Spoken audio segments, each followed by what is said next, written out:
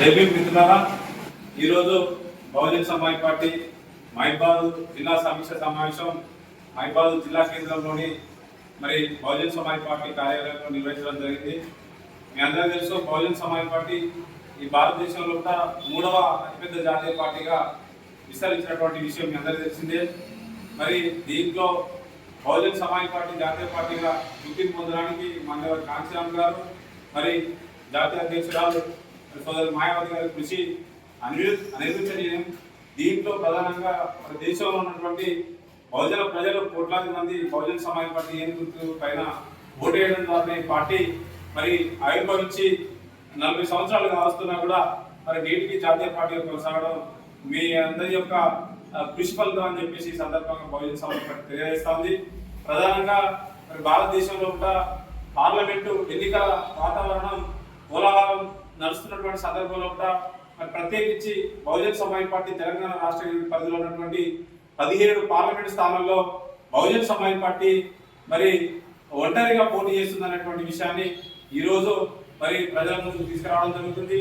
మీ అందరూ తెలుసు, మా జాతీయ అధ్యక్షురాలు ఉక్కు మహిళా సోదరి మాయావతి గారి యొక్క ఆదేశాల మేరకు భారతదేశంలో ఉన్నటువంటి 29 రాష్ట్రాల్లో జరుగుతున్నటువంటి పార్లమెంట్ ఎన్నికలలో ఎన్డీఏ కూటమి 3వ ఫ్రంట్లో లేకుండా ఒంటరిగా పోటీ చేస్తున్నటువంటి విషయాన్ని మీ అందరికి కూడా మాయావతి గారి యొక్క సందేశాన్ని తెలియజేస్తున్నాం.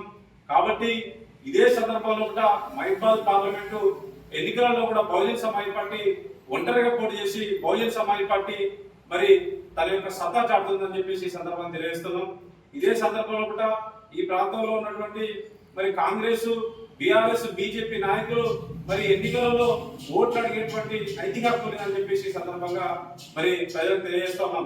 ఎందుకంటే బీఆర్ఎస్ ఎంపీ గెలిచినప్పటికీ కూడా కేంద్రంలో బీజేపీ ప్రభుత్వం ఉన్నప్పటికీ కూడా మహిబాద్ జిల్లా పరిధిలో ఉన్నటువంటి బయ్యారంలో ఉక్కు ఫ్యాక్టరీ తీసుకురావడంలో విఫలమైందనేటువంటి విషయాన్ని మీ ముందుకు తీసుకురావడం జరుగుతూ ఉంది.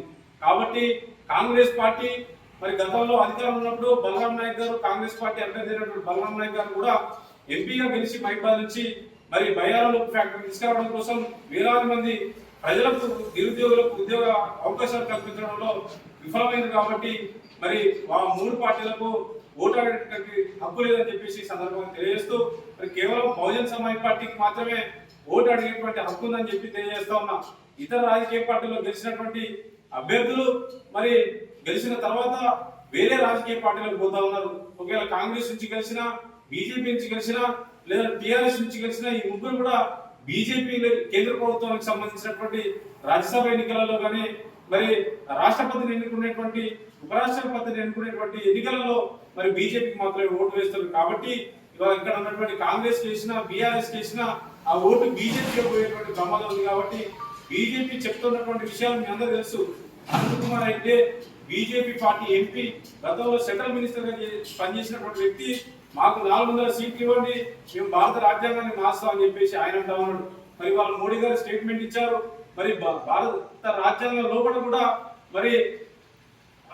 మన ధర్మం దాగి ఉందని చెప్పేసి మోడీ గారు చెప్తున్నటువంటి మాటలను దయచేసి ఈ భారతదేశంలో ఉన్నటువంటి తెలంగాణ రాష్ట్రంలో ఉన్నటువంటి ఎస్సీ, ఎస్టీ, బీసీ మేధావులు, మైనార్టీ మేధావులు, పూలే అంబేద్కర్ వాదులు, కాంగ్రెస్ వాదులు దయచేసి బీజేపీ రూపంలో ఎంత ప్రమాదం ఉందో కాంగ్రెస్ చేసినా, బీఆర్ఎస్ చేసినా బీజేపీని గెలిపించేటువంటి పరిస్థితి. కాబట్టి దయచేసి ఈసారి పార్లమెంట్ ఎన్నికలలో బహుజన్ సమాజ్ పార్టీ అభ్యర్థి ఎవరు పోటీ చేసినా కూడా ఆ యొక్క ఈ గుర్తు ఏనుగు పైన ఓటేసి ప్రజలందరూ కూడా బహుజనవాదాన్ని గెలిపించి భారతదేశంలో హక్కులు, అవకాశాలు రావడానికి డాక్టర్ అంబేద్కర్ రాజ్యాంగం కారణం. కాబట్టి ఆ రాజ్యాంగాన్ని రక్షించుకునేటువంటి యుద్ధాన్ని లోక్సభలో మనం బహుజన్ సమాజ్ పార్టీ రూపంలో నెరవేర్చాలని చెప్పేసి మహిబాద్ పార్లమెంట్ ప్రజలందరికీ, జిల్లా ప్రజలందరికీ పిలుపునిస్తూ జై భీమ్, జై భారత్, జై భీమ్, జై భీమ్, వదిలాలి బహుజన్ సమాజ్ పార్టీ, వదిలాలి బహుజన్ సమాజ్ పార్టీ, వదిలాలి మాయావతి గారి నాయకత్వం, ఏనుగు గుర్తుకే ఎస్సీ, ఎస్టీ, బీసీ మహిళల ఐక్యత, రక్షించుకుందాం భారత రాజ్యాంగాన్ని, రక్షించుకుందాం భారత రాజ్యాంగాన్ని.